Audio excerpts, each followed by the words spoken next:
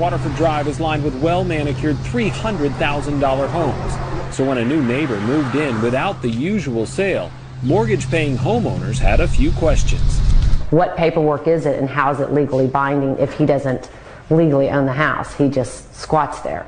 Lee Lowry and her husband told me the house down the street was in foreclosure for more than a year. The owner walked away, then the mortgage company went out of business. Apparently, that opened the door for someone to take advantage of the situation. Kenneth Robinson told us he's no squatter. He says he moved in on June 17th after months of research about a Texas law called adverse possession. This is not a normal process, but it's not a process that's not known. It's just not known to everybody. Robinson says this piece of paper gives him rights to the house. It's an online form he printed out and filed at the Denton County Courthouse for $16. It says the house was abandoned and he's claiming ownership.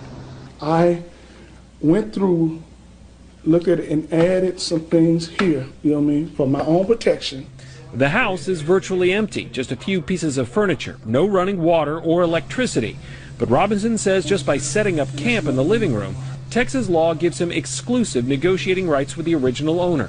If the owner wants him out, he would have to pay off his massive mortgage debt, and the bank would have to file a complicated lawsuit. Robinson believes neither is likely, so if he stays in the house, after 3 years, he can ask the court for the title. That's your goal eventually, is to have title of this home, to be the owner of this home? Absolutely. And on a record, you know what I mean? At this point, you know, since I possess it, I am the owner of the home. Robinson posted no trespassing signs after neighbors asked police to arrest him for breaking in. But Flower Mound officers say they can't remove him from the property because home ownership is a civil matter, not criminal. Lowry and her neighbors continue to look for legal ways to get him out.